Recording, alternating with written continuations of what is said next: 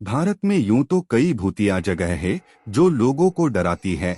इन्हीं में से एक है निजामों की नगरी हैदराबाद। ये जगह इतनी भूतिया है कि लोग दिन में भी इस जगह से गुजरना पसंद नहीं करते।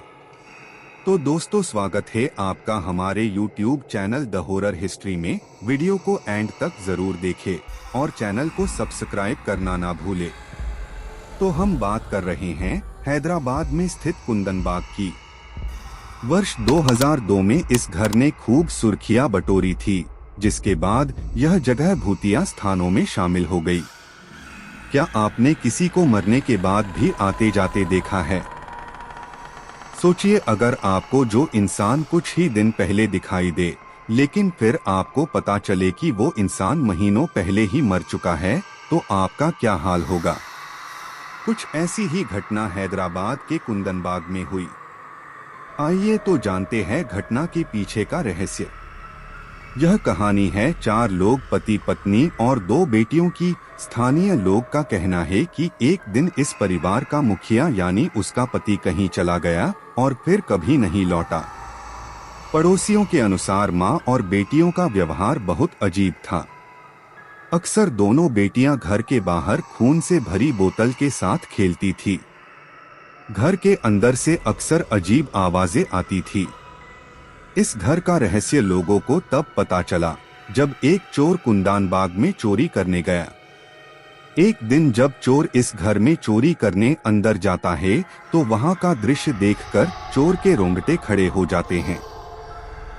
चोर देखता है कि घर के अंदर 3 लाशें पड़ी हुई है और वो तीनों लाशें एक महिला और 2 बच्चों की थी। यह सब देख चोर बहुत डर गया और इसकी जानकारी पुलिस को दी और वह सब कुछ बताया जो उसने उस घर में देखा था। फिर पुलिस उस चोर को लेकर कुंदन बाग पहुंची और उन तीनों लाशों को पोस्टमार्टम के लिए भेज दिया, लेकिन पुलिस को शक था कि यह हत्याएं इस चोर ने ही की है। जब पोस्टमार्टम रिपोर्ट आई तो सबको हिलाकर रख दिया। रिपोर्ट के अनुसार वह लाशें 1 या 2 दिन नहीं बल्कि 6 महीने पुरानी थी और उनके मरने का कारण जहर था।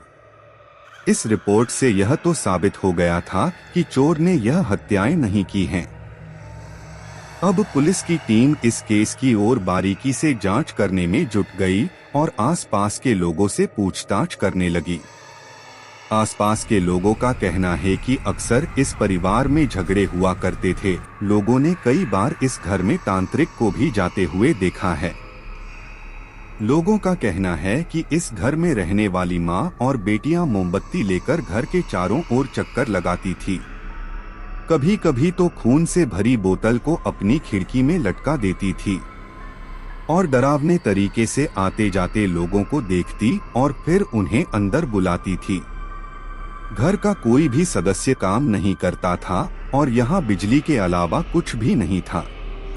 लोगों को इस बात पर यकीन ही नहीं हो रहा था कि इस घर के लोग मर चुके हैं, क्योंकि कुछ ही दिन पहले इस घर की सबसे ऊपर वाली खिड़की में खून से भरी बोतल हाथ में लिए एक औरत को देखा गया था।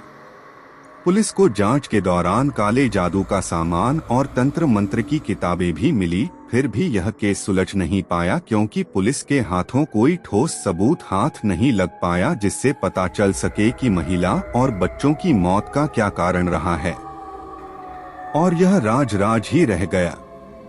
फिर भी लोगों का कहना है कि वह महिला काला जादू करती थी, जिसके चलते उसने अपने परिवार की बलि चढ़ा दी और उनकी आत्मा खून की बोतल लेकर घर में घूमती है और खिड़की से सबको बुलाती है। कई बार लोगों को घर से बच्चों के खेलने की आवाजें और खिड़की में महिला को देखा गया है। इस घर में रात को अपने आप बिजली चालू होते हुए भी लोगों ने कई बार देखा है। बाद में लोगों की शिकायत के बाद इस घर की बिजली कटवा दी गई। आज भी यह घर सुनसान और वीरान पड़ा है। कोई भी इस घर के आसपास जाना भी पसंद नहीं करता है।